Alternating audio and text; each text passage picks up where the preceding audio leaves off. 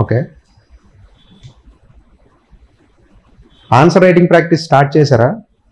So I was said that most of you జిఎస్పిలో ఉన్నట్టున్నారు కదా, గురు శిష్య పరంపర. ఓకే, నేను చూస్తుంటాను కొన్ని answers. Some people are writing good content. So the programme is all about answer writing workshop అని అనొచ్చు. I'll show you directly toppers copies నుంచి. I try to take the copies of recent toppers 2020, 21, 22. Okay, so roughly day wise ee roju aithe oka chinna introductory and GS paper 1 lo ekku questions teeskunnam, the history, geography and society part. So answer writing vachesi the exam itself change avutuntadi trend. meeku telusa vishayam, answer writing lo demands, requirements, standards, మనం చేసే errors కూడా change అవుతుంటాయి. We don't actually realize what mistakes we are doing. Will try to decode them. Okay, అంటే చాలా మంచి content ఉన్న వాళ్ళు కూడా ఒక్కొక్కసారి మంచి ఆన్సర్ రాయరు. అంటే ప్రిలిమ్స్లో చాలా ఎక్కువ మార్కులు వస్తే మెయిన్స్లో ఒక టాపిక్ ఇచ్చి దాన్ని ఎక్స్ప్లెయిన్ చేయమంటే అద్భుతంగా ఎక్స్ప్లెయిన్ చేస్తారు. బట్ ఆన్సర్ రాస్తే 10కి 2, 3 అట్లా వస్తుంటాయి.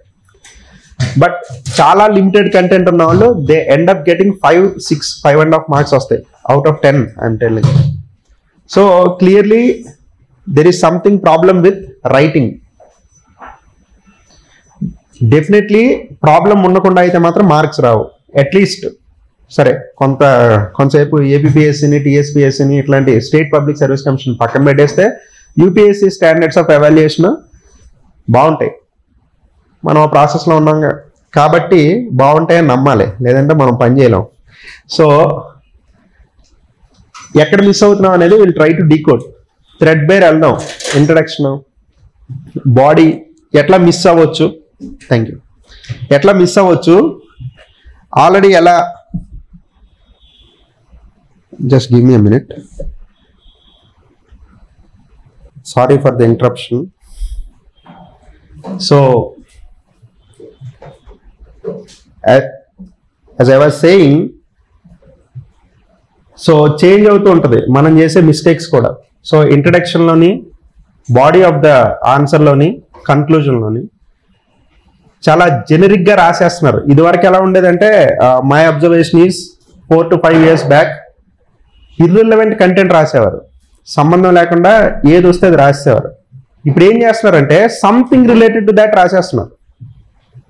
అది ఇప్పుడు కరెంట్ మిస్టేక్ ఆర్ ప్రాబ్లం. అసలు ఆన్సర్స్ రాయకుండా అయితే ఎవరు ఉండట్లేదు, అందరూ ఆన్సర్ రైటింగ్ చేస్తున్నారు. Everybody does answer writing.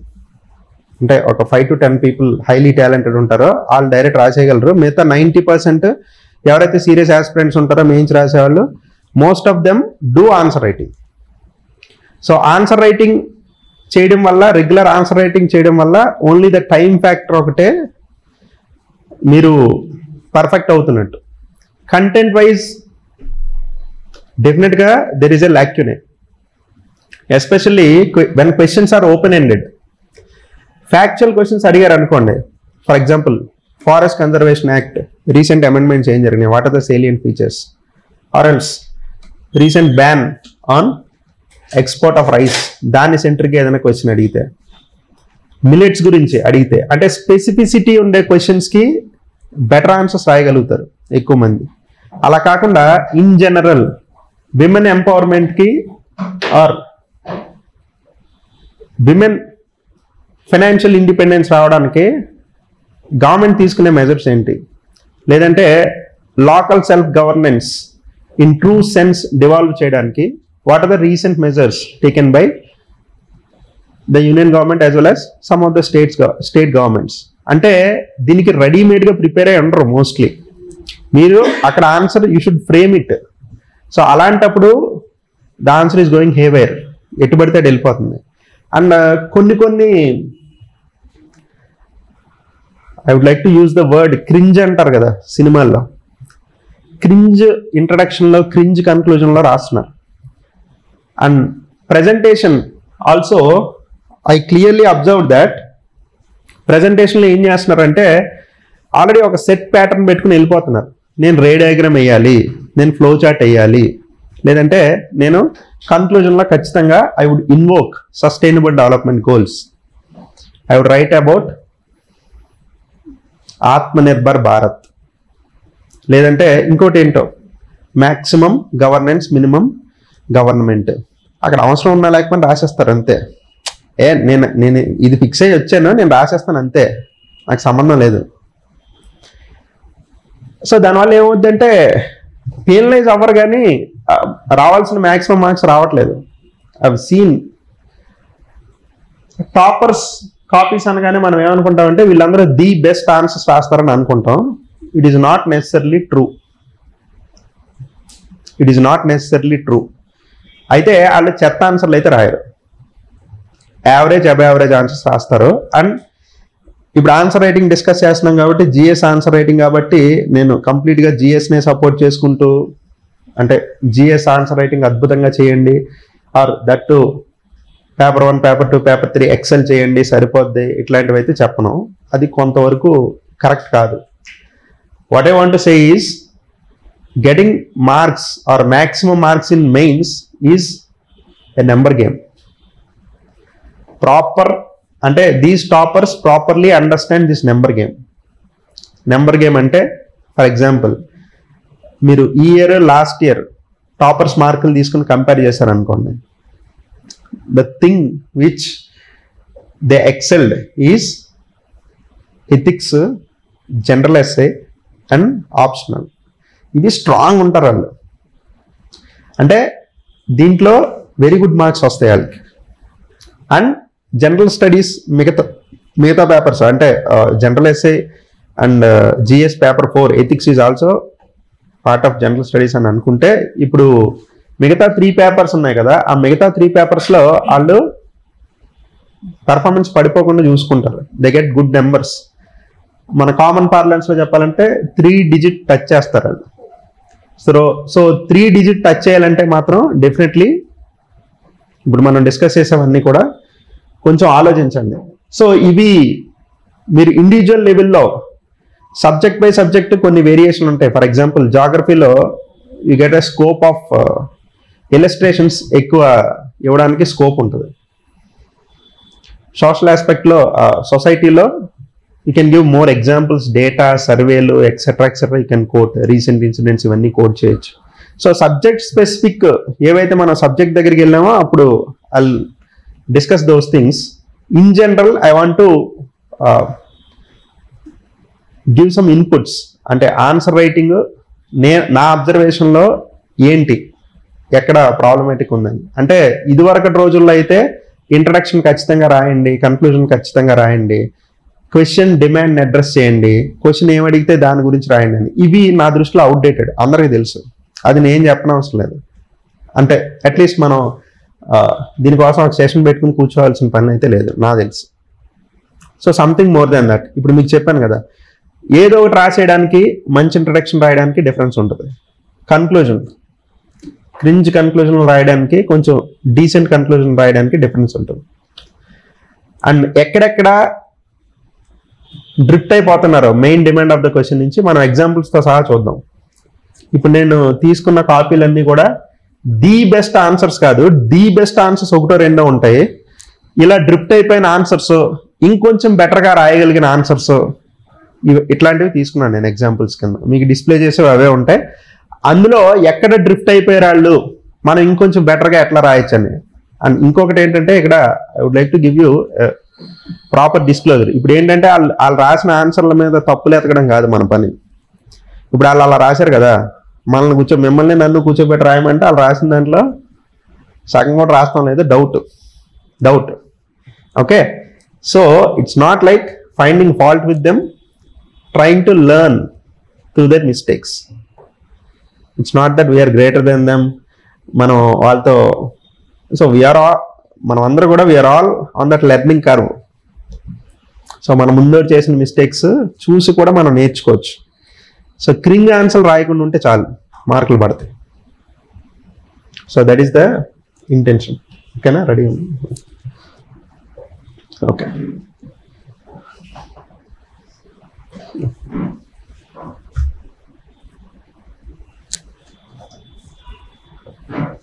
నేను నావిగేట్ చేయొచ్చా? అక్కడి నుంచేనా? సరే, ఫస్ట్ దాంట్లో పెట్టి ద వెరీ బిగినింగ్ దిక్సూచి అని ఉంది కదా.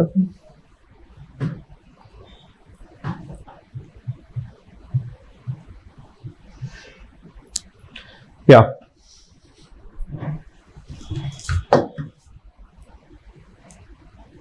where is this? అవుదా? ఫైన్, సరే. So coming to the first thing, pre production చేయట్లేదు మీరు, డైరెక్ట్గా చదివేసి వెళ్ళి ఆన్సర్ రాసేస్తే పని అయిపోద్దని అనుకుంటున్నారు. ప్రీ ప్రొడక్షన్ అంటే మనం ఏదైనా పని చేసినప్పుడు ఎట్లా చేయాలి ఏంటి అని చూసుకోండి. For example you're starting with GS paper 1. So మీరు ది హిస్టరీ ఆప్షనల్ అనుకోండి, ancient India, modern India answer direct రాసేస్తారు. వరల్డ్ హిస్టరీ ఈ మధ్య ఎక్కువ ఇవ్వట్లేదు, బట్ రిలాక్స్ అవ్వడానికి లేదు. యూపీఎస్సీలో there is every chance that next year ఒక 4 క్వశ్చన్లు పడినా పడవచ్చు. నేను పడతాయని చెప్పట్లేదు. So UPSC is most, people say కదా యూపీఎస్సీ అంటే అన్ప్రెడిక్టబుల్. ఆ పాత, ఇది కూడా పాత అవుట్డేటెడ్ డెఫినేషన్. మోస్ట్ అన్అండర్స్టూడ్, మనం అర్థం చేసుకోం. You call them unpredictable. Okay, సరే, will leave it at that. So pre production చెయ్యట్లేదు. Analyse the writing part. Main ఏంటంటే ప్రిలిమ్స్ లో స్మార్ట్ అయిపోయారు అందరూ. టెస్ట్ సిరీస్ అటెంప్ట్ చేసిన తర్వాత ప్రిలిమ్స్ లో ఏం చేసేవారంటే ఒక 5 to 6 years back it used to be like key చూసుకునేవారు, ఎన్ని కరెక్ట్ అయినాయి ఎన్ని రాంగ్ అని, అంతే పక్క దోసే. ఈ మధ్య కాలంలో ఏంటి, కొంచెం ప్రిలిమ్స్ లో బెటర్ స్కోర్ చేద్దాం అనుకున్న వాళ్ళు రాసేసిన తర్వాత once they are done with the exam they go through all the answers. Correct అయినవి ఎందుకు కరెక్ట్ అయినాయి, రాంగ్ అయినవి ఎందుకు రాంగ్ అయినాయి, సిల్లీ మిస్టేక్స్ ఎక్కడ చేశారు. సో ప్రతి బిట్ ని ఒక 2 to 3 కాన్సెప్ట్స్ లాగా ప్రతి బిట్ ఆ కాన్సెప్చువల్ ఏరియాస్ అన్ని కరెక్ట్ చేసుకుంటూ వస్తారు. నా ఫస్ట్ అబ్జర్వేషన్ ఏంటంటే మెయిన్స్ ఆన్సర్ రైటింగ్ రాసేసిన తర్వాత మీరు 3+ hours దాని మీద ఇన్వెస్ట్ చేసిన తర్వాత అప్లోడ్ అంతా చేస్తారు కదా, వెళ్తారో తెచ్చుకుంటారో వస్తారో అది దగ్గర పెట్టుకుంటారో, ఇదంతా దాన్ని అండర్ యూటిలైజ్డ్ అనమాట. మెయిన్స్ ఆన్సర్ షీట్ మీరు రాసింది దాన్ని దగ్గర పెట్టుకుని అనలైజ్ చేయండి, కంగారుగా కాదు. ఎక్కడెక్కడ రాంగ్ అవుతుందో చూసుకోండి, ఎక్కడెక్కడ పోతున్నాయో చూసుకోండి. వాళ్ళు రాసిన కమెంట్స్ ఉంటాయి కదా, ద వెరీ ఫస్ట్ ఇన్స్టెన్స్ లో అర్థం అవ్వవు, అవి ఇన్గ్రెయిన్ కూడా అవ్వవు మీకు. Spend some time with them, you need to work on them. So అవి అండర్ యూటిలైజ్డ్ గా పక్కన పడేస్తున్నారు. నాకు తెలిసినంత వరకు 98% అంతే చేస్తారు. నెక్స్ట్ ఎగ్జామ్ లో బాగా రాసేయాలి, నెక్స్ట్ ఎగ్జామ్ లో అద్భుతాలు రాసేయాలి, అదేం అవసరంలా. ఇప్పుడు ఈ 20 క్వశ్చన్స్ ఉంటాయి కదా, ఈ 20 ఏరియాస్లోనే సేమ్ థీమ్స్ చాలా రిపీట్ అవుతాయి. సో మొత్తం 1-2 చోట్ల టెస్ట్ సిరీస్ రాశారు అనుకోండి, ఇక్కడ ఒక కంప్లీట్ టెస్ట్ సిరీస్, అక్కడ ఒక కంప్లీట్ టెస్ట్ సిరీస్, వీటి చుట్టూరు చాలా తిరుగుతాయి మీ మెయిన్ ఎగ్జామ్లో. So don't leave them unutilised కంప్లీట్గా. అంటే కొంచెం మాజీ భాషలో చెప్పాలంటే దానిలో మొత్తం జ్యూస్ అంతా లాగేయాలి. ఎంత ఇన్పుట్స్ వస్తాయో అంత ఇన్పుట్స్ తీసుకోవాలి, వదిలేస్తున్నారు మీరు. Don't leave it. Next, just writing some content related to the topic doesn't do any good. Beginning లో చెప్పాను కదా, ఏదో రకంగా దానికి రిలేటెడ్ కంటెంట్ రాస్తున్నారు. For example there is a question, sustainable development or sustainable urbanization in this day and age. మనకి చాలా the most sought after policy sustainable urbanization. So what can you learn from IVC or for that matter any other ancient civilization with respect to such sustainable urbanization, and can you draw some lessons from Indus Valley civilization అని question అడిగితే IVC sustainable urbanization general thought process ఎలా ఉంటుందంటే sustainable urban SDG 11 కదా, అయిపోయింది, conclusion వచ్చేసింది. Indus valley civilisation మామూలుడైతే grid pattern, citadel, water harvesting ఇవి రాస్తారు. హిస్టరీ ఆప్షనల్ అయితే more chances that the question will go, answer will go haywire, ఎటో వెళ్ళిపోద్ది హిస్టరీ ఆప్షనల్ అయితే. అంటే పరిజ్ఞానం మొత్తం అక్కడ ఆన్సర్ షీట్ మీద అలాగ పోస్తాడు అనమాట. Don't do that. క్వశ్చన్ ఏంటంటే ఇండివిజువల్గా IVC గురించి మీకెంత తెలుసు అని అడగలేదు, సస్టైనబుల్ ఆర్గనైజేషన్ చేయాలంటే ఏం చేయాలని కూడా అడగలేదు, అదొకటే అడగలేదు. సో మీరు ఇంట్రడక్షన్ రాసేటప్పుడు, బాడీ రాసేటప్పుడు, కన్క్లూజన్ రాసేటప్పుడు అంత అంటే సర్జికల్ ప్రెసిషన్ ఉంటుంది చూసారా, అట్లాంటి ఆన్సర్స్ రాయడం నేర్చుకోవాలి. అంతేగాని ర్యాండమ్గా దానికి సంబంధించినవి రాస్తే మార్క్స్ కూడా ర్యాండమ్గానే వస్తున్నాయి నేను చూసినంత వరకు. తక్కువ అంటే యావరేజ్, అబవ్ యావరేజ్ స్టాండర్డ్కి రారు, ఆ కింద ఉండిపోతారు. 5.5, 6 రావాల్సిన చోట 3, 3.5. ఇందాక ఎవరితో చెప్పాను, నా ఉద్దేశంలో జిఎస్ పేపర్స్లో ఇప్పుడున్న ట్రెండ్కి 80 కంటే తక్కువ వస్తే రావాల్సిన అవసరం లేదు. 30 వచ్చినా ఓకే, 30 వచ్చినా 70 వచ్చినా ఒకటే నా దృష్టిలో. 70, 80 వచ్చినా 30 వచ్చినా ఒకటే, పెద్ద డిఫరెన్స్ ఏం పడదు, అంతే కదా. ఇప్పుడు 6th ఫ్లోర్కి వచ్చినా 6th ఫ్లోర్కి వస్తే వచ్చినట్టు, 5th ఫ్లోర్లో ఆగిపోయినా 1st ఫ్లోర్లో ఆగిపోయినా అసలు ఇన్స్టిట్యూట్ దగ్గరికి రాకపోయినా ఒకటే కదా. సో అది బ్రీచ్ చేయాలంటే మాత్రం ఆ టిపికల్ ఈజీ థింకింగ్ ఉంటుంది కదా. అంటే ఇదివరకు వర్కౌట్ అయ్యేవి, 3-4 ఇయర్స్ బ్యాక్ వర్కౌట్ అయ్యింది. మేము కూడా రాసాం, అలా రాసి ఇంటర్వ్యూకి వెళ్ళాం మేము కూడా, పై పాయింట్లు పట్టుకుని అక్కడ ఏదో ఒలగబోస్తే. కానీ ఇప్పుడు వర్కౌట్ కాదు, ఎవాల్వ్ అయిపోతుంది. People are writing better. End of the day you should remember that absolute merit కాదు, కంపారేటివ్ మెరిట్ ఇది. పక్కోడి కంటే డెఫినెట్గా మనం బాగా రాయకపోతే we're gone. Don't ever imagine that ఈ క్వశ్చన్కి ఎంతకంటే ఆన్సర్ ఎవరు రాయలేరులే అని అనుకోవద్దు. Definitely there are a set of people ఉంటారు, రాక్షసులు ఉంటారు. మీ ఊహకు అందనంత అద్భుతమైన ఆన్సర్లు రాసే రాక్షసులు ఉంటారు. వాళ్ళు అలా కనిపించకపోవచ్చు అంతే, చాలా సింపుల్గా చాలా సాబర్గా కనిపిస్తారు, పేపర్ మీద కనిపిస్తుంది వాళ్ళ ప్రతాపం. సో దాన్ని అప్రిషియేట్ చేసే ఎవాల్యుయేటర్స్ కూడా ఉంటారు. తర్వాత be specific to the question, respect the question. అంటే write something about Indus valley civilisation or write something about sustainable urbanisation అని అడగడానికి, ఇందాక మనం అనుకున్న క్వశ్చన్ అడగడానికి డిఫరెన్స్ ఏంటి? సబ్జెక్ట్ మ్యాటర్ అదే. Subject matter Indus valley civilisation, a part of ancient history, correlating it with at present మనకు అవసరమైన పాలసీ మేకింగ్లో మోస్ట్ ఇంపార్టెంట్ ఆస్పెక్ట్ అయినా సస్టైనబుల్ అర్బనైజేషన్. రెండింటిని కోరిలేట్ చేయడం.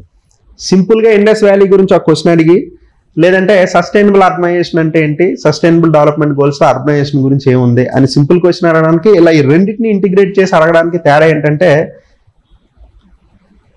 క్వశ్చన్ అడిగిన విధానంతో మన రెస్పెక్ట్ పెంచాడు, మన వాల్యూ, మన స్థాయిని పెంచాడు అనమాట యూపీఎస్సీ వాడు. మనం క్రింజ్ ఆన్సర్లు రాసి వాళ్ళ వాల్యూని కిందకి తీసుకెళ్ళిపోవద్దు. ఓకే, ఏదో అంటారు కదా, నేను ఎక్కడికో తీసుకెళ్దాం అనుకుంటున్నాను, నువ్వు అక్కడ రావట్లేదు, కిందే రాస్తున్నారు ఆన్సర్లన్నీ అని. నేను మిమ్మల్ని అంటున్నానని కాదు. ఇప్పుడు 2013-14 ఆ టైంలో నేను I gave my exams and నేరోగా పోయినాయి వాట్ ఎవర్ ఇంటర్వ్యూ అని. తర్వాత నేను జాబ్ చేస్తూ సర్వీస్లో ఉండి బిజీగా ఉన్నప్పుడు తిట్టుకునేవాడిని. అంటే ఆన్సర్ కాపీస్ చూసే టైం లేదు. Once I started mentoring, evaluating ఇవన్నీ చేస్తూ ఉంటే, కపుల్ ఆఫ్ ఇయర్స్ బ్యాక్ నా పాత పేపర్లు తీసుకుని నేను చూశాను. అప్పట్లో నేను ఏమని తిట్టుకునేవాడిని, నేను స్టేట్ ఫారెస్ట్ సర్వీస్లో ఉన్నాను. సో మా ట్రైనింగ్ టైంలో తిట్టుకునేవాడిని, యూపీఎస్సీ పేపర్లు ఎవాల్యుయేట్ చేసేవాడు, ఈజ్ వెరీ రూత్లెస్, ఇది అసలు అంటే వీడికి ఫ్యామిలీ ఇట్లాంటివి ఏమి ఉండవేమో, పిల్లలు అది ఉండరేమో, ఇంకా అసలు మొత్తం అడివి, అసలు ఎందుకు పనికిరాడేమాడు, యూపీఐ, ఆర్టీఐ అది చాలా ఆలోచించేవాడిని అప్పట్లో. వన్స్ ఐ స్టార్టెడ్ ఎవాల్యుయేటింగ్, నాకు అది బాగా అర్థమైంది. I started empathising with the one who is evaluating. Okay, after that suddenly something struck. ఆ పాత 2013-14 ఆన్సర్స్ చూసి నాకు అదే చూద్దాం అసలు నేను ఏం రాసి ఉంటానో, వీళ్ళు ఇలా రాస్తున్నారు కదా అని నా పేపర్లు తీసుకున్నాను. That's the most horrific experience I ever had. నేను అలా రాసానంటే అప్పుడు అలా నాకు అన్ని మార్కులు వేసి అక్కడ దాకా ఇంటర్వ్యూ దాకా తీసుకొచ్చిన దేవుడు అనిపించింది నాకు. Literally seriously, this is not I'm not making it up, or this is not a joke. మన పేపర్లు మనం రీవిజిట్ చేయండి. ప్రిలిమ్స్ రీవిజిట్ చేస్తున్నారు అందరం. రాసిన టెస్ట్ సిరీస్ని you people are going through again and again. You're treating bits not just like bits, you're treating bits like those concepts to be mastered కదా. నాకు తెలిసి ప్రిలిమ్స్ క్లియర్ చేసిన వాళ్ళందరూ అలాగే క్లియర్ చేసి ఉంటారు. బిట్ పేపర్ని జస్ట్ ఏబిసిడీల కింద కాకుండా అన్ని రకాల కాన్సెప్ట్స్, లేదంటే ప్రతి స్టేట్మెంట్లోనే ఒక కాన్సెప్ట్ సబ్ కాన్సెప్ట్ ఉంటుంది. అలా ట్రీట్ చేసుకునే మీరు ఇక్కడ దాకా వచ్చారు. Why not with mains? Why not with mains? What are the kind of questions that are being asked? Direct questions ఉంటాయి, అనలిటికల్ క్వశ్చన్స్ ఉంటాయి, వెరీ సింపుల్ క్వశ్చన్స్ ఉంటాయి, అక్కడికక్కడ థింక్ చేసి రాయాల్సిన క్వశ్చన్స్ ఉంటాయి. ఓకే, కంప్లీట్లీ ఫ్యాక్చువల్ థింగ్స్ ఉంటాయి. Factual things which are based on static part ఉంటాయి, current part ఉంటాయి. ఇలా డిఫరెంట్ టైప్ ఆఫ్ క్వశ్చన్స్ ఉంటాయి. దాని మీద ఎందుకు ఆ ఎక్సర్సైజ్ చేయట్లేదు ప్రిలిమ్స్ మీద చేసినట్టు? So that needs to be done. So తర్వాత గుడ్ ఆన్సర్లో ఏముండాలి? ద థర్డ్ పాయింట్, ఇది అందరూ చెప్తారు బ్యాంగ్ ఆన్ ఇంట్రడక్షన్ అని. ఇంట్రడక్షన్ క్యాచీగా అట్రాక్టివ్గా ఉండాలి, అదంతా ఓకే. కొంతమంది ఏం చేస్తారంటే డెలిబరేట్గా ఫ్యాక్ట్స్ తెలియకపోయినా ఫ్యాక్ట్ రాస్తేనే ఇంట్రడక్షన్ అని తీసుకొచ్చి ఒక ఫ్యాక్ట్ రాస్తారు. మొన్న ఏదో ఒక ఆన్సర్ షీట్ చూశాను. Somebody was coating an article. Polity పేపర్లో ఇది మరీ దారుణం అయిపోయింది. ఖచ్చితంగా ఆర్టికల్స్ రాయాలి, ఆర్టికల్స్ రాస్తే మార్కులు వచ్చేస్తాయి. ఆర్టికల్స్ రాస్తే బాగుంటుంది అంటే మీరు రాసే articles, provisions, features of the బిల్లో డైరెక్ట్లీ దానికి రిలేటెడ్ అయ్యి that is I catching point అయితే బాగుంటుంది. అలా కాకుండా ర్యాండమ్గా సంబంధించిన ఏదో ఆర్టికల్ తీసి అక్కడ కూర్చోబెడితే డజంట్ లుక్ గుడ్, బాగోదు. డజంట్ లుక్ గుడ్ అంటే మీరు రాసిన పాయింట్ వర్తి పాయింటే, అది అక్కడ ఫిట్ అవ్వదు. సో ఇంకోటి ఏంటంటే దీనికి ఎక్స్ట్రా ఏంటంటే ఆ రాసే ఫ్యాక్ట్ తప్పు రాస్తారు. You are making up the facts. So defence procurements గురించి ఏదో క్వశ్చన్ చూశాను నేను. Somebody wrote according to the SIPRI report, Stockholm international whatever it is. So SIPRI report ప్రకారం India is the largest importer of arms or defence equipment. ఇండియాకి ఎక్కువ defence equipment sell చేసేది Saudi Arabia అని ఒకళ్ళు, United states అని ఒకళ్ళు, ఇలా రాసుకుంటూ వెళ్ళారు. అంటే మీరు రాసిన సిప్రీ అంటే నేను ఈ లెవెల్లో తప్పు చేస్తే సరిపోదు, ఆ లెవెల్లో తప్పు చేస్తున్నానని చూపించినట్టు ఉంటుంది. అది వదిలేసేయండి. వన్ ఆఫ్ ది లార్జెస్ట్ అంటే అద్భుతం చేయాలనుకుని తప్పు చేయొద్దు, సింపుల్గా రాసేయండి మనకు రాకపోతే. Don't think that you can make a fool out of the examiner. Don't think that we can make a fool out of examiner. నేను ఎందుకంటున్నానంటే I'm not vouching for the standards of those people, అందుకు నేనేం చెప్పట్లేదు. But మీరు ఒకటి గుర్తుపెట్టుకోవాలి, మీకంటే ముందు చాలా చాలా చాలా చాలా చాలా కాపీలు ఇండియాలోనే ది బెస్ట్ పీపుల్ రాసిన కాపీలు చదువుతూ ఉంటారు వాళ్ళు రోజు. మీ పేపర్ ఏం ఫస్ట్ పేపర్ కాదు కదా, very less chance that your paper is the first paper, first copy. So అదంతా లెర్నింగ్ వాళ్ళకి, అర్థమవుతుందా? అంటే ఇప్పుడు ర్యాండమ్గా రోజుకి 2-3 కాపీలు ఎవాల్యుయేట్ చేసే, ఇప్పుడు మేము ఎవాల్యుయేట్ చేస్తుంటే ఒక 1 వీక్ తర్వాత ఆ ఏరియా మీద చాలా ఎక్స్పర్టైజ్ వస్తుంది. అలాంటి వాళ్ళ అన్ని కాపీలు, ఇక్కడ మేము ర్యాండమ్ కాపీలు చూస్తాం, క్వాలిటీ హై లో ఎలా అయినా ఉంటాయి, అక్కడ ది బెస్ట్ కాపీస్ వస్తాయి వాళ్ళకి. వాళ్ళకి ఎంత నాలెడ్జ్ ఉంటుంది, ఎంత ఇన్ఫర్మేషన్ ఉంటుంది, it is crystal clear in their mind. మీరు తప్పు రాస్తే ఈజీగా పడేస్తారు వాళ్ళు. సో అది గుర్తుపెట్టుకోండి. ఎంపథైజింగ్ విత్ ఎవాల్యుయేటర్ అంటే అది ఎంపథైజింగ్ అంటే జాలిపడమని కాదు, వాళ్ళ స్టేట్ ఆఫ్ మైండ్నే అర్థం చేసుకోండి. వాళ్ళ స్టేట్ ఆఫ్ మైండ్ మనం ఫేక్ చేయలేం, తప్పులు రాసి లేదంటే అంటే చీప్గా ఏదో ఇన్ఫర్మేషన్ ఇచ్చేస్తాడు, ఆ ఫ్యాక్ట్ ఉంది వేసేయి, అలా అయితే ఏడు. మీ ఇంట్రడక్షన్ ప్రాపర్గా రెలవెంట్గా ఉన్నప్పుడు ఫ్యాక్ట్ లేకపోయినా పర్వాలేదు, అది నేను చెప్పదలుచుకున్నాను. పాలిటీ పేపర్లో ఖచ్చితంగా ఫ్యాక్టే రాయాలని రూల్ లేదు. ఫ్యాక్ట్ సెట్ అయితే రాయండి, ఫ్యాక్ట్ మీకు గుర్తుండి అది కరెక్ట్ అని మీకు తెలిస్తే రాయండి. మీకు తప్పు 50-50 అది రైట్ రాంగో నాకు తెలియదు, ఆర్టికల్ 163 164 నాకు తెలీదు, నేను గాల్లో రాయేస్తున్నానంటే మాత్రం అసలు ఏమాకండి. Governor of the state should act in accordance with the aid and advice of council of ministers. ఆయన డిస్క్రిప్షన్ లేనప్పుడు, కాన్స్టిట్యూషనల్ డిస్క్రిప్షన్ లేనప్పుడు. అది ఏ ఆర్టికల్ ప్రకారం? 163. 164 అని రాస్తే తెలియదు వాళ్ళకి, తప్పు రాశారు మీరు. They're building your entire answer అనే false premise or wrong premise. డెలిబరేట్గా మీకు తెలిసి చేయకపోయినా తప్పే కదా. మీకు ఆ డౌట్ ఉన్నప్పుడు రాయొద్దు అంటున్నాను నేను. ఆర్టికల్ ఎవరు రాయమన్నారు? He should abide by the recommendation of council of ministers అని రాసి వదిలేయండి. డెలిబరేట్గా తప్పెందుకు చేస్తున్నారు? దానివల్ల మీకు మార్కులు మీరు ఆర్టికల్ రాస్తే ఎక్స్ట్రా మార్కులు వస్తాయో లేదో డౌట్, కానీ తప్పు రాస్తే మాత్రం పోతాయి. తప్పు రాస్తే మాత్రం 1 పోతాయి. That is the main thing. Second, చాలా క్వశ్చన్స్లో సబ్ పార్ట్స్ ఉంటే ఆన్సర్ రాయరు. సబ్ పార్ట్స్కి ఆన్సర్ రాయరు. యూజువల్లీ 10 మార్కర్ క్వశ్చన్స్కి ఏమవుతుందంటే రెండు పార్ట్స్ ఉంటాయి, 2 డైమెన్షన్స్ ఉంటాయి. యూజువల్లీ 3 యూజువల్లీ ఉండవు, 15 మార్కర్స్లో ఉంటాయి 3 డైమెన్షన్స్. సో ఈ 2 డైమెన్షన్స్కి జస్టిస్ చేయరు. నేను అడ్రస్ చేయరంటలా, జస్టిస్ చేయరు. జస్టిస్ ఎలా చేయరంటే ఒక 5% అటు ఇట్లో రాయొచ్చు ఆన్సర్. మనం ఏం చేస్తామంటే స్టార్ట్ చేసి రాసుకుంటూ పోతాం, 100 పదాలు రాసేస్తాం. సెకండ్ డైమెన్షన్ ఉంది కదా అని గుర్తొస్తుంది, అప్పుడు 40 పదాలు రాస్తాం. 40 రాసేసరికి మళ్ళీ కన్క్లూజన్ రాయాలి కదా. Sustainable development goals, maximum governance, minimum government, ఏదో వస్తుంది అప్పుడు. Women empowerment. సో ఆ డిమాండ్స్ ఆఫ్ ద క్వశ్చన్ బిగినింగ్లోనే చూడండి. అండ్ అట్లీస్ట్ 3 to 4 times చదివితే కానీ నాకు తెలిసి క్వశ్చన్ అర్థం కాదు ఎవరికి. సింప్లెస్ట్ ఆఫ్ ద క్వశ్చన్ కూడా 3 to 4 times చదవాలి.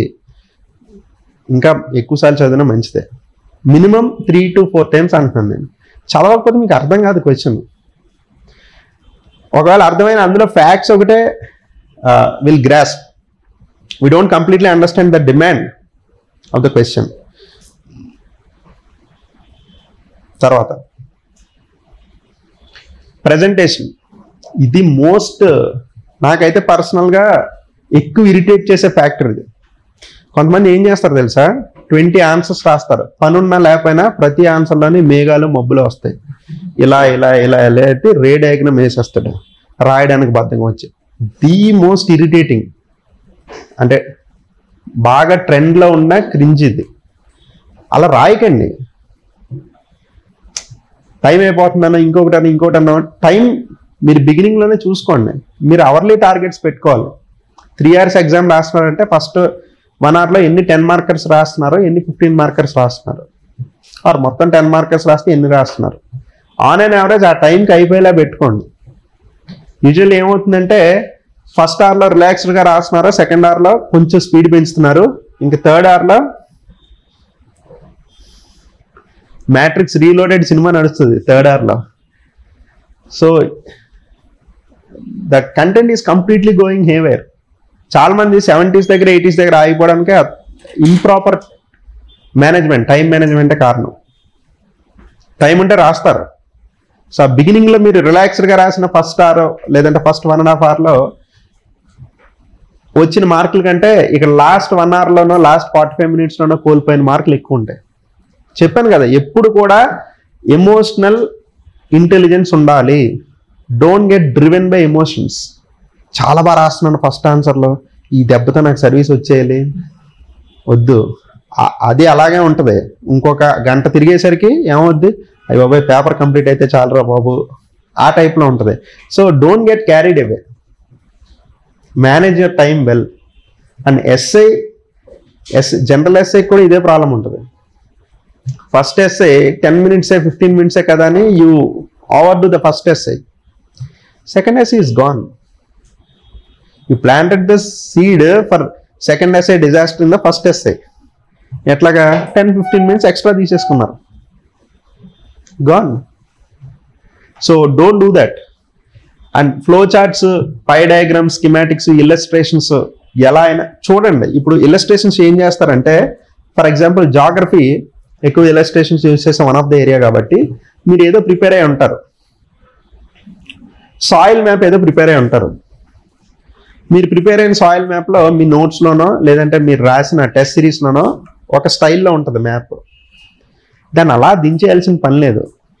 క్వశ్చన్ ఒకవేళ in specific only coastal areas గురించి అడిగితే, లేదంటే ఓన్లీ డెక్కన్ ప్లాట్యూ గురించి అడిగితే, లేదంటే ఓన్లీ హిల్ ఏరియాస్ గురించి అడిగితే, దాని సాయిల్స్ గురించి అడిగితే, ఆ ఇల్లస్ట్రేషన్ని ట్వీక్ చేయండి, మార్చండి. Be flexible. నేను చదివిందే అక్కడ వేసేస్తాను అంటే ఇట్ డజంట్ మేక్ సెన్స్. ఎందుకంటే ట్వీక్ చేసేవాడు ఉంటాడు, he'll be ahead of you. అర్థమవుతుందా? డిమాండ్స్ ఆఫ్ ద క్వశ్చన్కి తగ్గట్టు మీ కంటెంట్ని అడ్జస్ట్ చేసేలా ఉండాలి. దానికి ఫిక్స్ అయిపోకండి, నేను దీనికి ఫిక్స్ అయ్యాను రాస్తా ఇంక ఇవే రాస్తా అనుకుని. యూజువల్లీ మనం ఎక్కువ నోట్స్ చేసుకునే ఏరియాస్ ఇదే ప్రాబ్లం. అవే రాసేస్తాం ఆన్సర్లు, కంటెంట్ మొత్తం రాసేస్తాం అవసరం ఉన్నా లేకపోయినా. చాలా అంటే you should be both like a script writer, editor కూడా ఉండాలి మీలో. ఎడిట్ చేసేయాలి నిర్దాక్షిణ్యంగా, తెలిసింది ఉన్నా సరే cut it and throw it away. If it is not directly helping the question or your answer to get more marks, it is definitely a dead weight. Lagestundi me answer కిందకి. Okay, if it is not helping in getting those extra marks, that will pull down your answer. For example, ఏదో millets గురించో ఇంకో దాని గురించో ఏదో question ఇచ్చారు అనుకుందాం. మీరు రీసెంట్గా యోజన చదివారు, మిలెట్స్ మీద చాలా ఇన్ఫర్మేషన్ ఉంది, ఒక కోట్ ఉంది, చాలా అద్భుతంగా ఉంది, రాసేయాలనిపిస్తూ ఉంటుంది నిజంగానే. Seriously you have that feel. Hey నాకు వచ్చి నేను యోజన సర్క్యులేషన్ ఎంతమంది చదువుంటారు? యోజన సర్క్యులేషన్ ఎంతమంది చదువుంటారు? అండ్ ఇంకొకటి ఏంటి తెలుసా, మనం ఎప్పుడు మన సైడ్ నుంచి ఆలోచించుకుంటాం, మన కవి హృదయం ఏంటో అవతల చదివే వాళ్ళకి అర్థం కావాలి కదా. మీకు ఇది అద్భుతమే, మీకు ఇది ఏఆర్ రెహమాన్ మ్యూజిక్ లాగే ఉండొచ్చు, అవతల వాళ్ళకి. So it is always suggestible, you write according to the demand of the question. These are the areas. అంటే పాత పద్ధతిలో అలాగే ఇంట్రడక్షన్ రాయండి, కన్క్లూజన్ రాయండి, బాడీ అన్ని ఏరియాస్ని అడ్రస్ చేస్తూ రాయండి, కొన్ని ఫ్యాక్ట్స్ పెట్టండి. ఇది 4 సంవత్సరాల బ్యాక్ సజెషన్స్ అనుకుంటాను నేను, 3 to 4 years back. Now the mistakes are different. Everybody writes introduction and conclusion, but it is cringe సినిమాలు ఎలా అయితే తిట్టుకుంటారో, క్రింజ్ సినిమాలు ఎలాగైతే ఆడో, అలాగే క్రింజ్ ఆన్సర్లు కూడా వర్కౌట్ కావు. Okay, next examples and case studies. Random examples తీసుకొచ్చి రాస్తారో, and which are I've seen some example, Rama Janmabhoomi and 142 గురించో దేని గురించో రాయడానికి. అంటే చాలా కాంట్రవర్షియల్ ఎగ్జాంపుల్స్, స్ట్రైకింగ్ ఎగ్జాంపుల్స్ అంటే కాంట్రవర్షియల్ కాదు. మీరు ఆన్ పాయింట్ గన్ పాయింట్లో పెడితే ఇంటర్వ్యూలో మీరు ఎస్కేప్ అవ్వలేరు. You should definitely take a stand, or else spineless కనిపిస్తారు మీరు. మెయిన్స్లో మీకు లగ్జరీ ఉంది, మీరు డిసైడ్ చేయొచ్చు పేపర్ మీద ఏం రాయొచ్చు, ఏం రాయాలో ఏం రాయొచ్చు మీరు డిసైడ్ చేస్తారు. ఎందుకు why to go towards those kind of things, blanket స్టేట్మెంట్లు. Russia Ukraine crisis, India stand ఏంటంటే, నేను చూసిన ఆన్సర్ షీట్స్ అన్నింటిలో 95% నేషనల్ ఇంట్రెస్ట్ మనకి తెలుసు, ఎవాల్యుయేట్ చేసేవాడికి తెలుసు నేషనల్ ఇంట్రెస్ట్ అని. Don't just stick with national interest throughout your answer. Apart from national interest there are certain other things which you can talk about. అవునా కదా? ఏంటి? what can we talk about? Unilateral అగ్రెషన్కి India favour కాదు. అంటే powerful country, బలం ఉంది కదా అని చెప్పేసి కొంచెం తక్కువ బలం ఉన్న కంట్రీ మీద పడిపోయి యూనిలేటరల్గా అగ్రెషన్ చేస్తే India is not for that. India strictly supports rule based and democratic multilateralism or multilateral world order, దాన్ని సపోర్ట్ చేస్తుంది ఇండియా. ఇట్లా రాయండి. అంటే నేషనల్ ఇంట్రెస్ట్ కోట్ చేయొద్దని చెప్పట్లేదు నేను. నేషనల్ ఇంట్రెస్ట్ డెఫినెట్గా ఉంటుంది. రూబుల్ ఈ ట్రేడ్ జరుగుతూ ఉంటే అఫ్కోర్స్ రూపీ స్టాండింగ్ పెరుగుతుంది, ఇంటర్నేషనల్ యాక్సెప్టబిలిటీ పెరుగుతుంది. Of course that is the first step.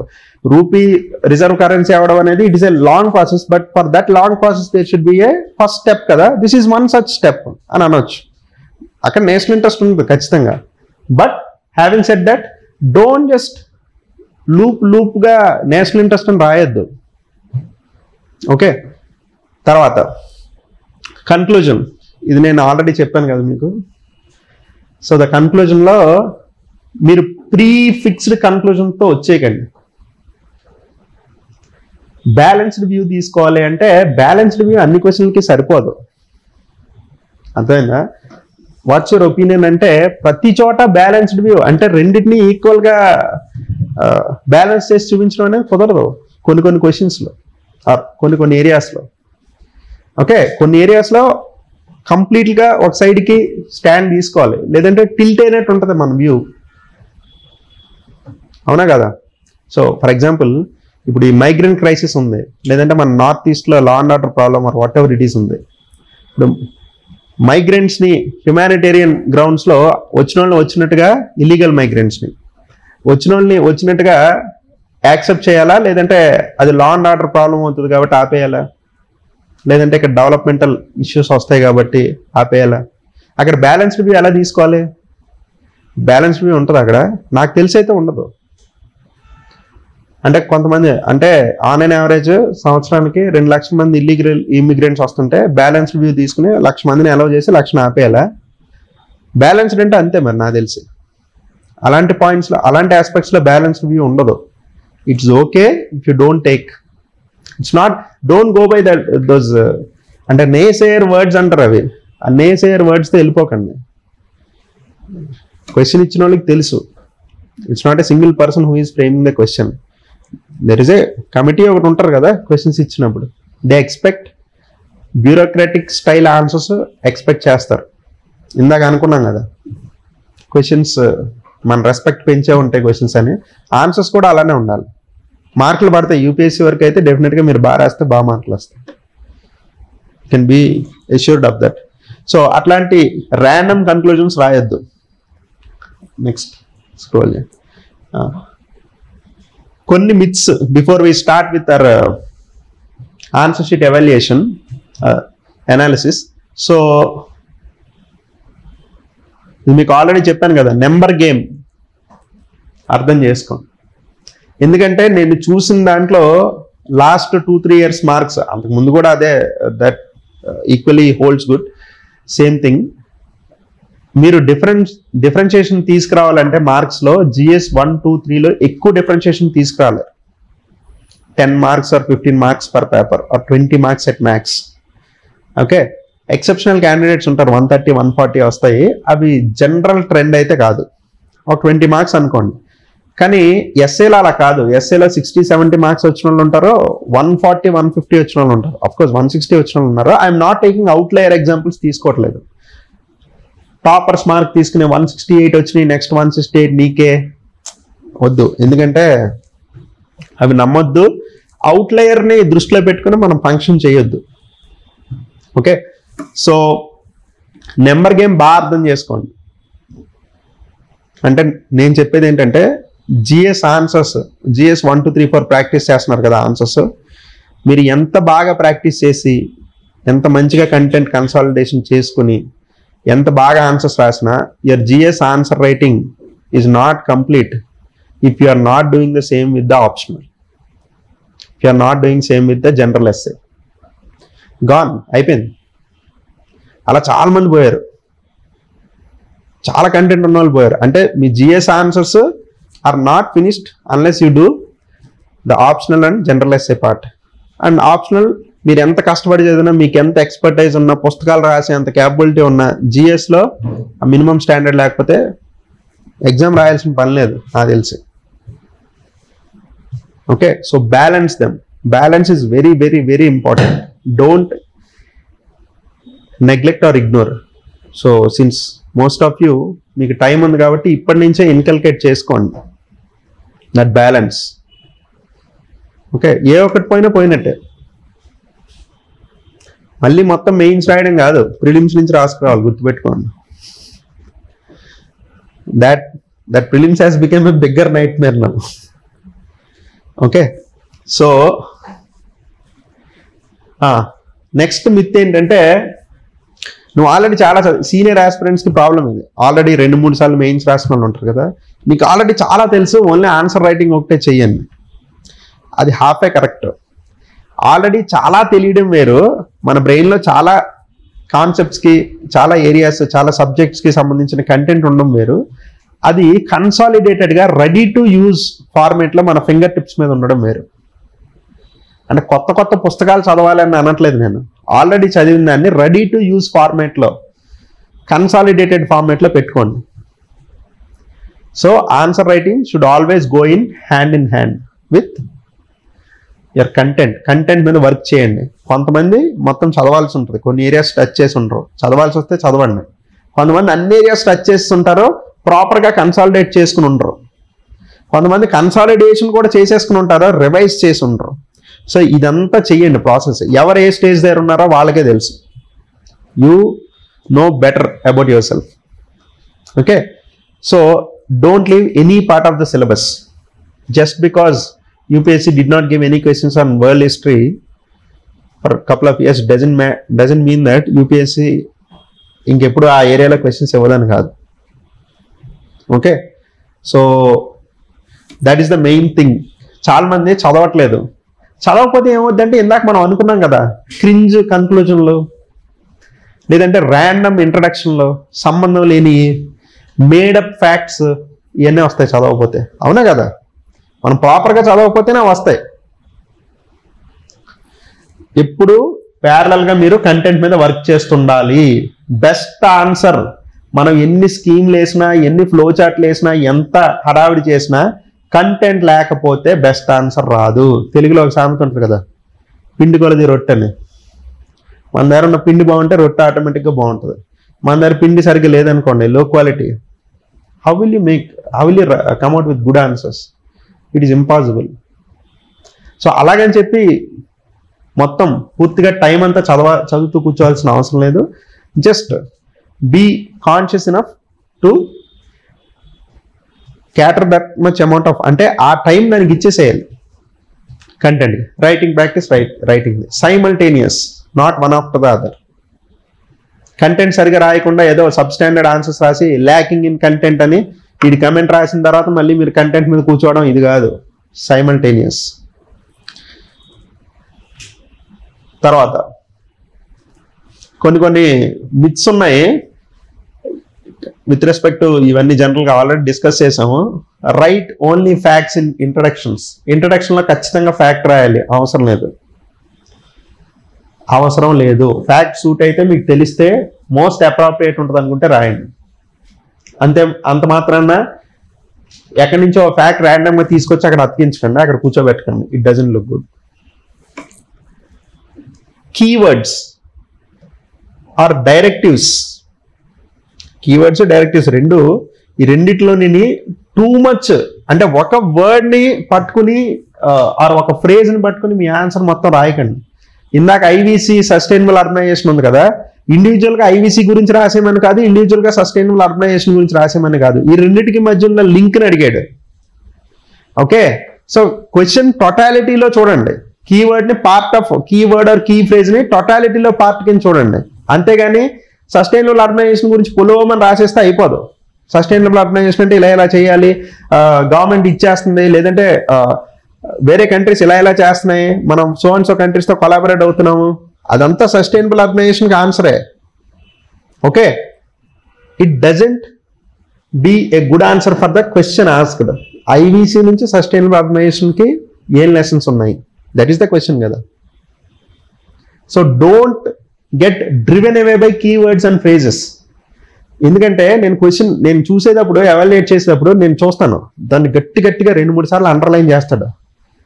అంటే దాని అర్థం ఏంటంటే అది మెయిన్ కీవర్డే కాదనట్లేదు, దాన్ని సెంట్రిక్గా రాయొద్దు ఆన్సర్. మొత్తం క్వశ్చన్ని దృష్టిలో పెట్టుకుని ఆన్సర్ రాయండి. అర్థమైంది నేను ఏం చెప్పాను? These are very fine lines basically. తర్వాత ఇది ఆల్రెడీ 2-3 సార్లు మనం డిస్కస్ చేసాము. కన్క్లూజన్లో జస్ట్ ఒక SDG రాస్తే సరిపోద్ది. ఇంక్లూజివ్ గ్రోత్, వసుదైవ కుటుంబకం, ఇట్లాంటివన్నీ నేను రాసేస్తాను. అదే ఒకటే గుర్తుపెట్టుకోండి,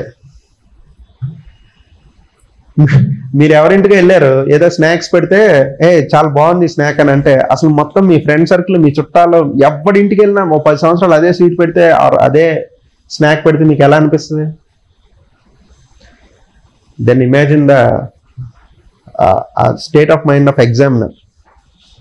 ఎంతమంది రాస్తారంటారు Vasudhaiva Kutumbakam, SDG, inclusive growth అంటే? ఏమీ తట్టకపోతే పర్వాలేదు, ఇది స్టేపుల్ డైట్ అయిపోద్ది. వాళ్ళకి ఫోర్స్ఫుల్గా ఫీడ్ చేస్తారు ఎవాల్యుయేట్ చేసేవాడికి. సో ఒక రకమైన విసుగు వచ్చేసి ఉంటుంది ఎగ్జామినర్కి. See only one thing in mind, if it is so easily done by you, every other random person can do it.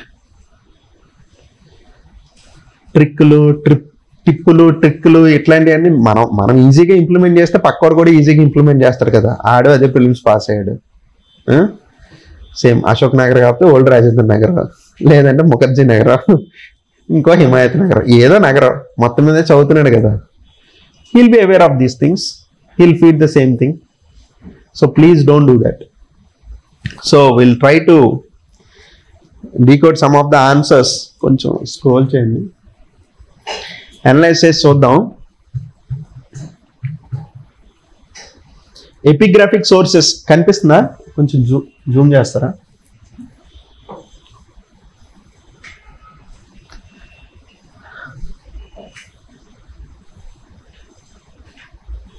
కొంచెం సెంటర్ చేయండి ప్లీజ్.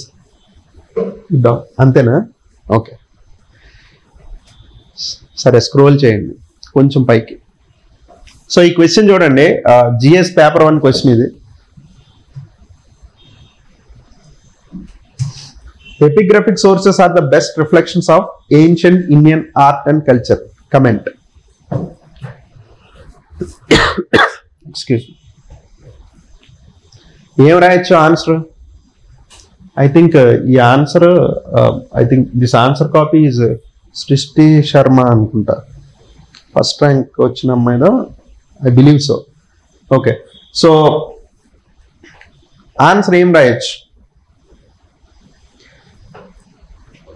Epigraphic sources. అసలు ఎపిగ్రఫీ అంటే ఏంటి? What is epigraphy?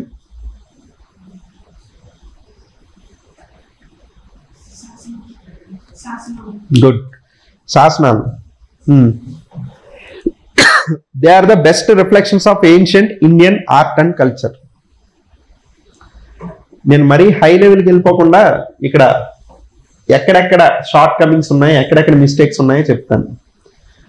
క్వశ్చన్ ఒకసారి చదివితే, హిస్టరీలో ఉండే ఎపిగ్రఫీ గురించి పోలోమని రాసుకుంటే వెళ్ళిపోతాం 1-2 నిమిషాలు చదివితే. అక్కడ స్పెసిఫిక్గా ఏమడిగాడు? ఏన్షియంట్. ఒకసారి కిందకే స్క్రోల్ చేయండి. ఇవిడ టాపర్, కొంచెం ఇంకా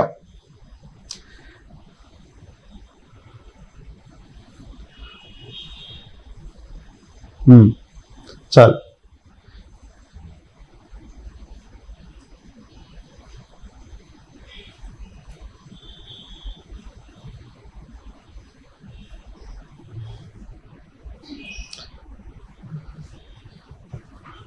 పైకి రండి. చాళుక్యస్ ఎవరి పీరియడ్ లో ఉన్నారు?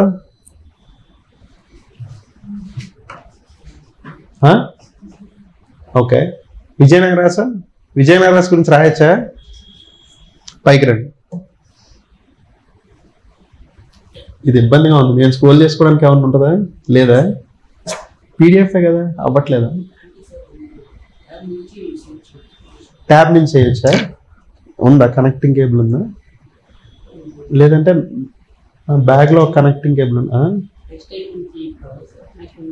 ఓకే, నెక్స్ట్ అంటే నేను స్క్రోల్ చేస్తే ఈజీగా ఉంటుంది నాకు. ఓకే ఫైన్, సరే కొంచెం కింద. So ancient Indian art and culture, ఏమేమి ఎపిగ్రాఫిక్ సోర్సెస్ గురించి రాయొచ్చు? So she has written an introduction. Epigraphy refers to the study of inscriptions on walls, coins, stones, pillars. Okay, ఈ అన్ని కేటగిరీస్ ఆఫ్ ఎపిగ్రఫీస్ కనిపిస్తాయి మనకి. ఫర్ ఎగ్జాంపుల్ వాల్స్ మీద ఎపిగ్రఫీస్ అంటే ఎవరో వాల్స్ మీద ఏ పీరియడ్ లో రాశారు? వాల్స్ మీద are you comfortable with history? Ancient హిస్టరీతో ఓకే కదా? చెప్పండి, తప్పైనా పర్వాలేదు, ఫైన్ చెప్పండి. Pre historic, okay fine. Coins మీద? కాయిన్స్ మీద ఏ టైంలో? సో మొత్తం ancient Indian, somebody said ancient India మొత్తంలో the best epigraphy on the coins. Coinage లో పీక్స్ ఆర్ క్లైమాక్స్ చూసిన పీరియడ్ ఏది? గుప్తాస్ కాదు, ఇండో గ్రీక్స్ తర్వాత కుషాన్స్, తర్వాత గుప్తాస్ టైంలో గోల్డ్ కాయిన్స్ ఎక్సలెన్స్కి వెళ్ళింది. అంటే highest purity of gold coins some part of Guptas లో చూశారు. బిగినింగ్ పీరియడ్ లో కాదు, లేటర్ గుప్తాస్ లో. సో కాయిన్స్ కి వచ్చేసి ది బెస్ట్ కాయిన్స్ అంటే స్కల్ప్చర్ ఏ రేంజ్ లో ఉంటుందో ఆ రేంజ్ లో మినియేచర్ స్కల్ప్చర్స్ లాగా తయారు చేసేవారు అనమాట. పోర్ట్రైట్స్ ఉండేవి. ఇండో గ్రీక్ కాయినేజ్ మీద సెపరేట్ గా ఒక మెయిన్స్ క్వశ్చన్ ఉంది, మీకు తెలిసే ఉంటుంది. ఒక 5 years బ్యాక్ 4 years బ్యాక్ ఇచ్చినట్టున్నాడు. So stones, pillars, Mauryan times, Ashoka. Okay, so ఇది ఇంట్రడక్షన్ లో ఫస్ట్ స్టేట్మెంట్. ఇక్కడ సెకండ్ స్టేట్మెంట్ చూడండి. It is a rich source of understanding of India's culture. Isn't it repetitive of the first statement? మళ్ళీ అదే repeat చేయడం అంటే మనకి ఇచ్చిన క్వశ్చన్ ని ఒకటో రెండో ప్రొనౌన్స్ మార్చేసి యాడ్జెక్టివ్స్ మార్చేసి అదే మళ్ళీ స్టేట్మెంట్ మళ్ళీ రాస్తాం. That doesn't make an answer. అంటే ఇక్కడ స్టాండర్డ్ పడిపోయింది. ఇక్కడ దాకా బెస్ట్ గుడ్ ఇంట్రడక్టరీ స్టేట్మెంట్. ఇక్కడ సెకండ్ చూడండి మళ్ళీ అదే రిపీట్ చేస్తారు. అవసరం లేదు, రిపిటేషన్ అనేది చాలా మంది చేస్తారు ఇంట్రడక్షన్ లో. Okay, ancient India art and culture ని ఎపిగ్రఫిక్ సోర్సెస్ ఎలా రిప్రజెంట్ చేస్తాయి అంటే చాలా విధాలుగా రిప్రజెంట్ చేస్తాయి, చాలా అద్భుతంగా రిప్రజెంట్ చేస్తాయని మాకు తెలుసు. ఎలా తెలుసు అంటే అదంతా వద్దు, పాయింట్కి రా. విషయం ఏంటో, ఎన్ని పదాలు ఉన్నాయి మనకి? How many words do we have? 150 words. You are supposed to attempt for 10 marks in those 150 words. Nothing 150 words అంటే మీరు ఎలాగ 2-3 సెంటెన్స్లు వేస్ట్ చేసుకుంటూ పోతే ఆన్సర్ అక్కడే కాంప్రమైజ్ అయిపోయింది. కొంచెం స్క్రోల్ డౌన్ చేయండి. ఓకే, సైడ్ హెడ్డింగ్స్ చాలా మంది చేసేది ఏంటంటే క్వశ్చన్ లో ఇచ్చిన కీవర్డ్స్ గురించి ఇందాక మనం మాట్లాడుకున్నాం కదా, కీవర్డ్స్ నే సైడ్ హెడ్డింగ్స్ కింద పెడతారు. అది పర్వాలేదు, కానీ ఏంటంటే ఆ కీవర్డ్స్ ని ఎక్స్టెండ్ చేయండి. ఏం చేస్తున్నారో ఫస్ట్ ఆఫ్ ఆల్ మీరు beginning of the answer writing లో ఉంటే ఆన్సర్స్ ఫ్రేమ్ చేసుకోండి. ఎగ్జామ్కి వెళ్ళేసరికి అవసరం ఉండదు మీకు. బిగినింగ్ లో మీరు ½ minute ఎంత తీసుకుని ఆన్సర్స్ ఫ్రేమ్ చేయండి. ఏం రాయాలి, ఎందుకు రాయాలి, ఇది సెట్ అవుతుందా లేదా. గ్రాడ్యువల్ గా ఆ అలవాటు వదిలేయచ్చు మీరు. సో జిఎస్పిలో ఉన్న వాళ్ళందరూ ఆన్సర్స్ ఫ్రేమ్ చేసుకోండి. If you are not able to write good content, answers ని ముందు ఫ్రేమ్ చేయండి. ఒక ½ minute ఫ్రేమ్ చేయమన్నాను కదా అని 3-4 నిమిషాలు ఆన్సర్ మొత్తం ఎగ్జాంపుల్తో సహా రాస్తా కూర్చోకూడదు పక్కన. Just outline of what you are planning to write, rough structure, skeleton వేయాలి. అది రాగానే ఏమవుతుందంటే once you get habituated to that you don't need to frame that. ఆటోమేటిక్గా ఫ్రేమ్ చేస్తారు మీరు బ్రెయిన్లో. Okay, next. So she has written about Bhimbetka caves అని రాయడం కంటే pre historic rock paintings or petroglyphs, rock engravings, Bhimbetka, Adamgarh, ఇంకా చాలా చోట్ల ఉన్నాయి కదా. నార్త్ ఇండియాలో కూడా ఉంది. ఎక్కడెక్కడ? ఉత్తరాఖండ్, హిమాచల్ ప్రదేశ్. లాకుదియర్ కేవ్స్ ఎక్కడున్నాయి? లాకుదియర్ కేవ్స్. మీరు డైవర్సిటీ చూపించాలి, సింగిల్ పాయింట్ పట్టుకుని రాయడం కాదు. అంటే ఇది తప్పని నేనేం అనట్లేదు, దీనికి మార్కులు వస్తాయి. మనం బెటర్మెంట్ గురించి మాట్లాడుతున్నాం కదా. సో ఇప్పుడు నేను చెప్పేవన్నీ మీకు నేను చెప్తే కానీ తెలియనివేం కాదు, మీకు అందరికీ తెలిసినవే. ఆ టైంకి స్ట్రైక్ అవ్వ అంతే. That is what is called consolidation. Revise చేసి రెడీలీ అవైలబుల్ ఫార్మాట్ లో పెట్టుకోవాలి మీ దగ్గర content. Next, seals, inscriptions of Ashoka, post Mauryan. ఇక్కడ ఇండో గ్రీక్ కాయినేజ్ గురించి రాయలేదు, అసలు ఇండో గ్రీక్ కాయినేజ్ గురించి మెన్షనే లేదు. Okay, so Indo Greek coinage ఎంత స్పెసిఫిక్ గా ఉంటుందంటే it will very much give details about what kind of religion they use to practice, A area నుంచి వచ్చారు, వాళ్ళ బిలీఫ్ సిస్టమ్ ఏంటి, వాళ్ళ డ్రెస్సింగ్ ఎలా ఉండేది, సో వాళ్ళ ఏ కిన్షిప్ థియరీని ఫాలో అయ్యేవారు, అంటే కింగ్ని ఆల్మోస్ట్ ఈక్వల్ టు గాడ్ అట్లా ట్రీట్ చేసేవారు అనమాట. సో ఈ కైండ్ ఆఫ్ థింగ్స్, సో ఏ కైండ్ ఆఫ్ మెటల్స్ యూజ్ చేసేవారు, వాళ్ళు రిచ్చా కాదా, ఇవన్నీ డీటెయిల్స్ ఇచ్చేస్తుంది Indo Greek coinage. So Indo Greek coinage is miniatures of artistic excellence. రఫ్లీ ఇలాంటి ఫ్రేమే, నేను అది యూపీఎస్సీ క్వశ్చన్ దే గుర్తుండి నేను రాశాను ఆ ఫ్రేమ్. ఆ వర్డ్. సో నేను అక్కడి నుంచి పట్టుకొచ్చింది ఇది. సో ఆల్రెడీ యూపీఎస్సీ ఇచ్చిన క్వశ్చనే కాబట్టి you can invoke that. Scroll down. So ఇక్కడ మొత్తం ఆన్సర్ క్వశ్చన్ ఏమడిగారు, epigraphic evidences ancient Indian art and కల్చర్కి బెస్ట్ ఎవిడెన్సెస్ ఆర్ రిప్రజెంటేషన్ ఎందుకు ఇస్తాయని. ఇక్కడ ఆన్సర్లో మీరు గమనిస్తే మొత్తం ఆన్సర్ ఇంట్రడక్షన్ ఓకే బాగానే ఉంది, తర్వాత pre history or ancient art and culture or ancient epigraphy ఎక్కడెక్కడ ఉందో ఏ ఫార్మ్స్లో ఉందో రాసుకుంటూ వెళ్ళిపోయి లాస్ట్లో కన్క్లూజన్ రాస్తారు. ఎగ్జాంపుల్స్ ఎక్స్ప్లెయిన్ చేసుకుంటూ వెళ్ళిపోయి లాస్ట్లో కన్క్లూజన్ రాస్తారు. అది ఆన్సర్కి సరిపోద్దా? Will it suffice? సరిపోద్దా ఆన్సర్కి? Most of the people write answers like this. చాలా కష్టపడతారో, చాలా కంటెంట్ చదువుకుంటారో, ఆన్సర్ ఇలా రాస్తారు, మార్కులు ఎక్కువ రాలేదంటారు. ఎందుకు వస్తే మార్కులు ఎక్కువ? What you have to right is, దీన్ని కొంచెం ట్రిమ్ చేసి ఇంకొంచెం తగ్గించి క్రిస్ప్గా రాసి మనం ఇంకా వేరే డైమెన్షన్స్ రాయాలి. Why are they best? అది ఎందుకు బెస్ట్? ఎపిగ్రఫీ ఎందుకు బెస్ట్? మనకి ఆర్కియాలజికల్ ఎవిడెన్సెస్ ఉంటాయి, లిటరరీ సోర్సెస్ ఉంటాయి, వేదిక్ లిటరేచర్ నుంచి. Of course though it began as a oral tradition, Vedic literature తర్వాత రిటర్న్ ఫామ్లోకి వచ్చేస్తుంది కదా. సో లిటరరీ ఎవిడెన్స్లు ఉన్నాయి, రకరకాల ఎవిడెన్స్లు ఉన్నాయి. Why only epigraphic evidences? వాటి యొక్క ప్రత్యేకత ఏంటి, స్పెషాలిటీ ఏంటి? What is the speciality of epigraphic evidences? They are the best అన్నాడు. ఎందుకు best? First thing is you can't tamper with them. నువ్వు ఆల్టర్ చేయలేం కదా. మనం సంప్రహస్తి ఏదో రాస్తారు, లేదంటే అశోకన్ ఎడిక్ట్స్, మౌర్యన్ ఎడిక్ట్స్ ఉన్నాయి, మనం దాన్ని ట్యాంపర్ చేయం కదా. ఇండో గ్రీక్ కాయిన్స్ ఉన్నాయి, మనం దాన్ని ట్యాంపర్ చేయం కదా, ఆల్టర్ చేయం కదా. నెక్స్ట్ ఎగ్జాక్ట్ డేట్ టైము తెలుస్తుంది, exact date time and location కూడా తెలుస్తుంది for that matter. Okay, next geographical spread. For example Mauryan edicts base చేసుకునే కదా, major minor rock edicts, pillar edicts base చేసుకునే కదా మౌర్యన్ ఎంపైర్ ఎంత ఉందో ఎక్స్టెంట్ చెప్పాం. So if that epigraphic source is present in that particular area or location, we can very safely conclude that that location is directly or indirectly part of that empire, isn't it? Adi inka why not? Limitations enti daniki kuda, that is the best because of these things. What are the limitations? Eulogy, ఇందాక చెప్పాను కదా, ప్రశస్తి అని అంటే king ని యూలైజ్ చేస్తూ పొగుడుతూ రాసేవి. we can't 100% take it to the face value.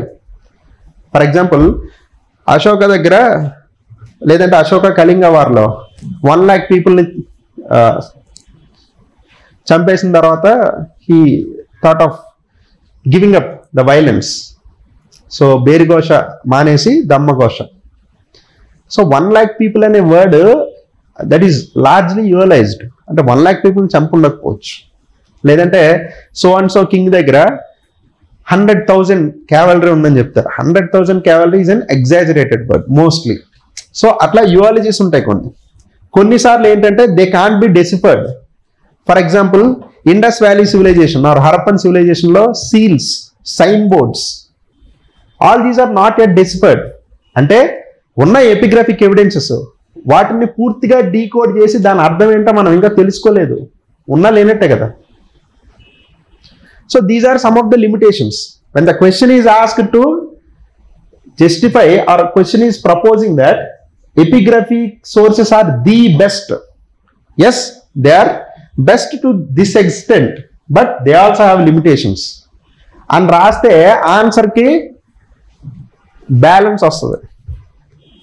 Right conclusion, balanced conclusion ఇవ్వమంటే అర్థం ఏంటంటే మనకు నచ్చిందల్లా రాసేసి అక్కడ కన్క్లూజన్లో ఒక సెంటెన్స్లో బ్యాలెన్స్ చేసాము, ఎల్హెచ్ఎస్ ఈక్వల్ టు ఆర్హెచ్ఎస్ టా అని రాసేస్తే అయిపోదు. ఆ బ్యాలెన్స్ మనం హాఫ్ ఆఫ్ ద క్వశ్చన్ నుంచి అరైవ్ చేసుకుంటూ రావాలి. ఆ బ్యాలెన్స్ కొంతమంది సినిమాలు చేస్తారు, ఎలాగా హీరో హీరోయిన్ కొడేసుకుంటూ ఉంటారు సినిమా అంతా, లాస్ట్కి వచ్చేసరికి హీరో హీరోయిన్కి పెళ్ళి అయిపోద్ది, ఆ తర్వాత ఇంకా గట్టి కొట్టుకుంటారు, అది వేరే విషయం. So whatever it is అతగదు, మీ conclusion doesn't fit. Okay, so write your answer in such a way that you are doing justice to the question. ఇక్కడ ఈ క్వశ్చన్ అడిగింది ఒకసారి పైకి స్క్రోల్ చేయండి. The main reason which that question has been asked, చూడండి, epigraphic sources are the best reflections of ancient Indian art and culture. Epigraphic sources are the best reflections of ancient Indian art and culture.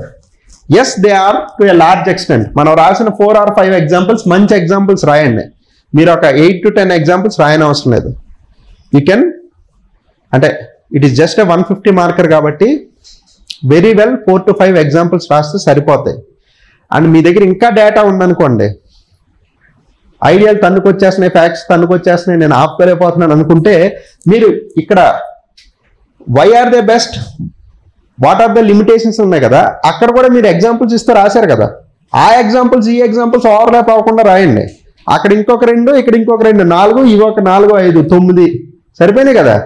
రాసే ఓపుకుంటే మనం ఎన్నైనా రాయొచ్చు. మళ్ళీ జుట్టు ఉంటే ఎన్ని hair styles అన్నీ వేసుకోవచ్చు కదా. అదేవిధంగా మన దగ్గర విషయం ఉంటే ఎలాగైనా రాయొచ్చు. It's not that you should write. మీరు ఆన్సర్ చూసారా, ఆన్సర్ అంతా బాగానే ఉంది, ఇంట్రడక్షన్ ఓకే, మిగతా ఆన్సర్ అంతా మోనోటానస్కి వెళ్ళిపోయింది చూసారా, 1 dimensionలో వెళ్ళిపోయింది ఆన్సర్ లాగా. You understood what I'm saying? That is not what you are supposed to write. అలా రాస్తే 3, 3.5, 4 వస్తాయి. ఇప్పుడు మనం అనుకున్నట్టు రాస్తే there is a chance that you end up getting 5.5 or 6 for 10. అంతకంటే ఎక్కువ రావు. వస్తాయని ఎవరు చెప్పినా నమ్మకండి. ఓకే, 10కి 7.5 వస్తాయి, 8 వస్తాయి, నువ్వు ఎక్సెల్ చేయొచ్చు, ఫస్ట్ ర్యాంక్ నీదే. జరగవయ్యాను నేను. 6 is very very very good mark. If you are on an average getting 6, on and average 6 వస్తుంది అనుకోండి,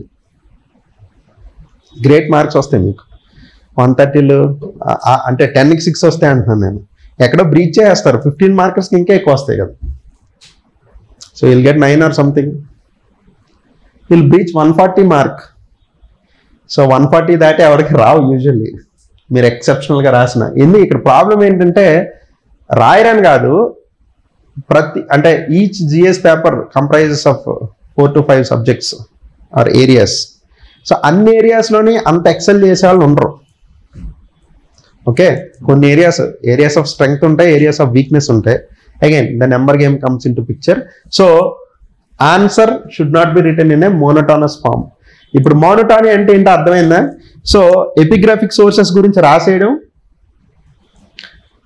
అవి అంటే మిమ్మల్ని ఈ కీవర్డ్ ఒకటే అట్రాక్ట్ చేసింది. ఇప్పుడు మనం డిస్కస్ చేసే మోడల్స్, ఎగ్జాంపుల్స్ లో ఇప్పుడు దాకా మనం బిగినింగ్ లో చెప్పుకున్న థియరీ ఉంది కదా, ఎక్కడెక్కడ రాంగ్ అవుతున్నాం ఏంటి అని, దాని అన్నిటికీ ఎగ్జాంపుల్స్ ఇస్తాను. So this is your keyword. You are too much driven by the keyword. You have written everything you know. You have written a monotonous answer. మన ఎగ్జామ్ రాసి బయటకు వచ్చిన మన ఫీలింగ్ ఏంటి? చాలా బాగా రాశాను, సూపర్, ఎక్స్ట్రాడినరీ అనుకుంటాం. మోనోటానీ.